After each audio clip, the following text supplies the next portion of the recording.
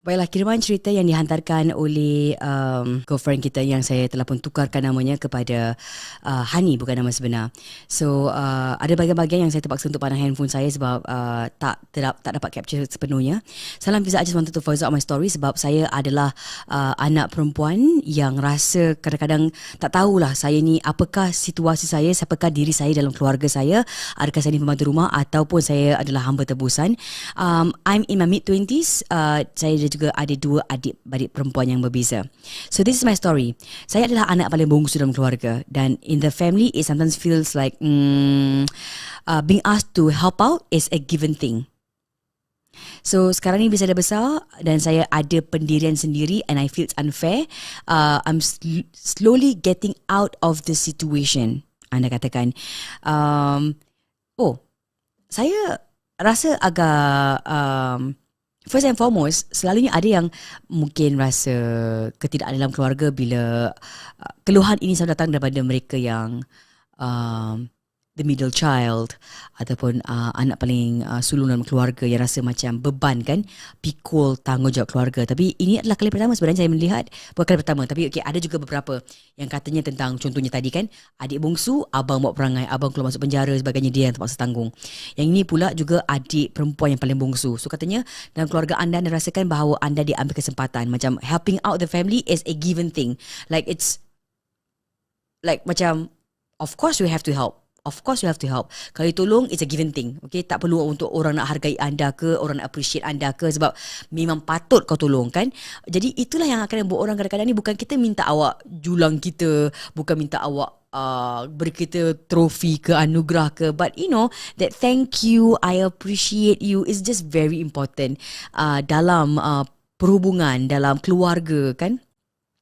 So saya dapat rasakan rasa sedih anda walaupun saya membaca hanya setakat ini 3 paragraf pertama sahaja.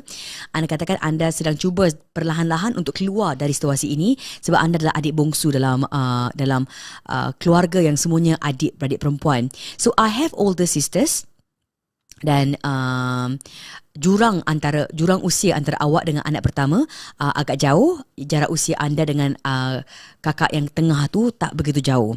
So kakak pertama dah pun berkahwin. Kakak pertama dah berkahwin dan anda pula sekarang ni tinggal dalam rumah yang dimiliki oleh kakak anda juga suaminya. As a family. So I tinggal di sana, I tinggal dengan keluarga kakak I, dengan suami dia dan juga dengan keluarga I, iaitu mak I dan juga my other sister lah kan. Mak I ni kurang sihat. Jadi I akan tolong mak I untuk siapkan benda-benda harian dia. Contohnya saya akan siapkan mak saya pergi makan malam, her meal lah makanan dia secara amnya generally. I tak masak memang, tapi I akan hidangkan the food dan saya akan siapkan ubat-ubatan dia hari-hari. And I'm totally fine. Itu adalah perkara yang memang bagi saya Of course saya harus. Sebab saya adalah anak dia, anak mak saya, and it is my responsibility. Memang tanggungjawab saya. But the annoying part is the others, iaitu adik-beradik saya yang ambil sambil lewa sahaja. So yes, my sisters tolonglah juga, agak-agak tolonglah juga in some ways kan. But not that much in my opinion. And kadang-kadang fikirlah, it's okay lah juga kan. At least tertolong jugalah, I don't mind about that juga. But it's just that, dah lah I ni banyak bantu mak I. Lepas tu, mereka dah tak banyak bantu sangat. Lepas tu, saya ni pula banyak sangat terpaksa. I have to serve them so much. So my first sister dengan husband dia ni, and Fiza, the husband is so ... This has been going on bertahun-tahun lamanya semenjak kami tinggal dengan rumah mereka. I tak tahulah Fiza, adakah ini perkara biasa ke, a typical thing for men ke macam mana kan? I don't know whether it's a typical mindset of men yang kita ni nak kena hidangkan makanan dia or he needs to be served. And I don't care, okay, kalau my sister is willing to do that for the husband. Suka hati dia because itu suami dia dan kalau dia nak buat terpulang pada dia. I don't care. But I don't understand. Why must I help? Okay, I sediakan makanan untuk mak I saji mak I makanan, I saji mak I punya ubat. Itu tanggungjawab I sebagai seorang anak perempuan. Okay? So kita tinggal dengan kakak I. Kakak I nak sajikan suami dia makan. Suami dia expect to be served. Dia dengan isteri dia punya hal untuk take it, you know, in their family unit. Okay? So, kenapa I ni terbabit dalam cerita ni? Yang I ni sekarang nak kena serve suami dia pula. I don't understand why I need to help. During meals, dia akan suruh I untuk hidangkan untuk suami dia.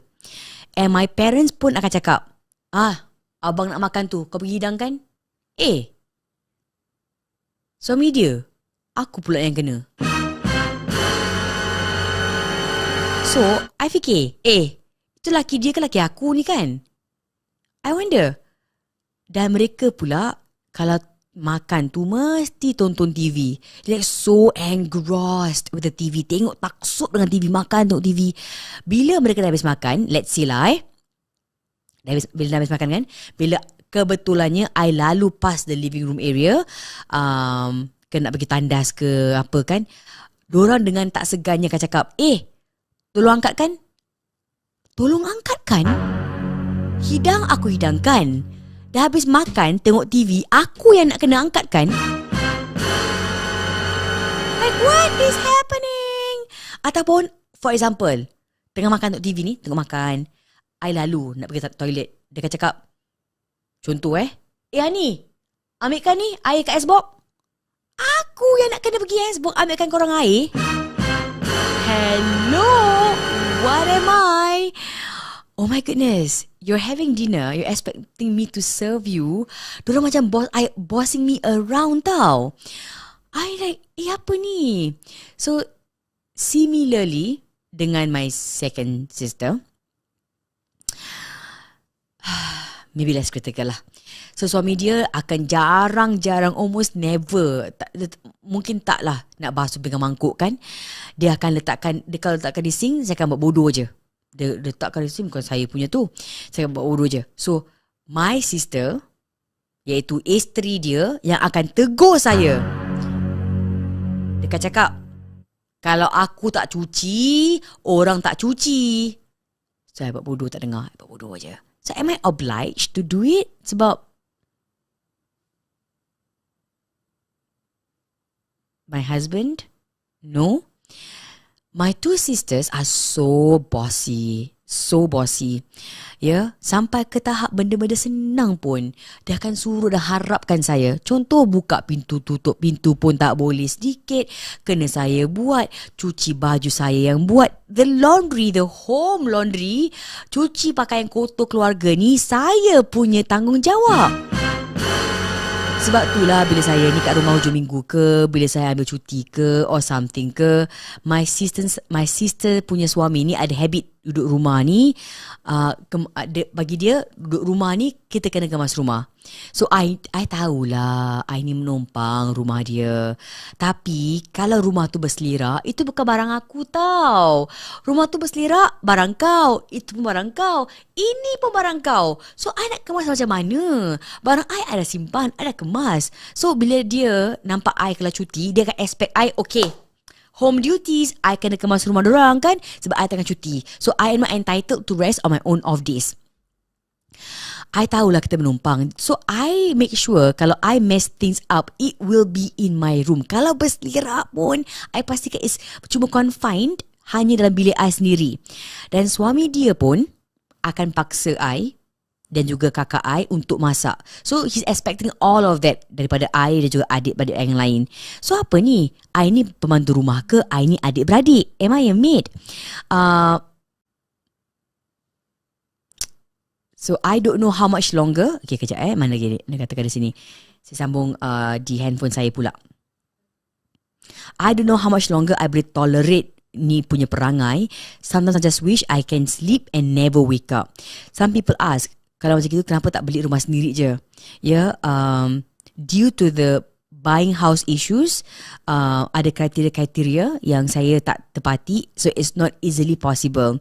We have to start looking into it, and that's my plan. Saya dah rancang untuk nak dapat rumah, dan saya nak bawa mak saya, dan saya pun nak bawa adik-beradik saya.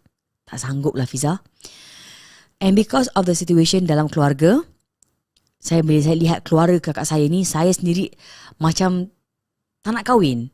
Macam saya tengok dia dengan suami saya pun macam tak apalah, tak nak kahwin lah. I don't feel like having a husband of my own. Melecehkan.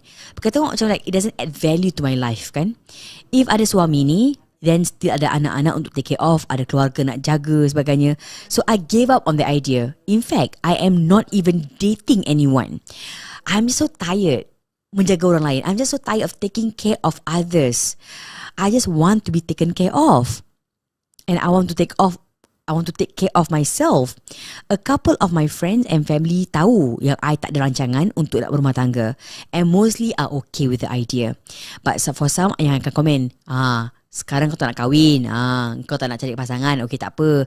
Nanti kau dah tua, siapa nak jaga kau? Who's going to take care of you? Fiza, kenapa orang-orang ni tak terfikir tentang ada cara lain untuk kita tetap dijaga waktu usia tua kan? Like, why don't people think of it in another perspective? Then, if I'm not the one who needs the care, what if my partner himself needs that care? Who can guarantee that the husband will take care of me and not the other way around? So itulah Fiza yang I nak luahkan dan I nak luahkan pada you Fiza. I nak luahkan sangat. That's it for me. Thank you Fiza. Ini adalah platform untuk kita mengadu pada anda Fiza. Thank you so much and thank you for your hard work and I pray that things will get better. Thank you so much. Girlfriend, mempercayakan saya dengan rahsia anda. Dan sometimes bila perkara macam ni, dia apa tak, macam benda yang dah terbiasa ni susah untuk awak break that cycle kan. Macam nanti kalau awak buat perangai, kalau awak contohnya awak nak lakukan that kind of like memberontak ya, orang akan cakap ngada-ngada sekarang dah kena besar panjang pada memberontak kan sekarang kan. Sebab mereka tak lihat apa yang salah ataupun mereka apa yang kurang tepat kan, sebab mereka dah terbiasa dalam hal itu, day in day out, bertahun-tahun kan awak tinggal dengan dia kan dan sebagainya. Saya rasa orang yang terbaik untuk nasihatkan adalah mungkin mak awak, tapi mak awak pun saya rasa tak sedar hati untuk nak nasihatkan sebab dikirakan macam tumpang rumah kakak kan. Dan I totally support your plan untuk dapatkan rumah sendiri untuk diri awak juga untuk kakak awak, and I'm sure bila kakak awak combine tenaga, combine strength, dapatlah membeli rumah yang tak besar mana tapi sesuai dan selesa untuk awak. Dan nothing beats having your own home. Itu adalah saya katakan. Saya rasa saya setuju dengan apa orang cakap. Kadang-kadang ni bila kita sayang satu sama lain, kita perlu untuk berjauhan. Bila kita terlalu sangat duduk sebumbung, mulalah hal macam gini yang tak diingini kan. Benda yang mula-mula dia minta bantuan. Contohnya, tolong siapkan sebab sibuk kan. Lepas tu jadi kebiasaan. Dan dia tak sedar sebenarnya. Tak sedar yang dia menyuruh-nyuruh sangat. Bagi anda, aku dipergunakan. Bagi dia, kau datang kat sini, tolong je lah kan. Tapi dia tak, this is like macam the fine lines of boundaries yang kita tak dapat, put it black and white. Ini is too much, this is not too much kan. Tengok dia, penampilan kau sepenuhnya. Setiap langkah bertanah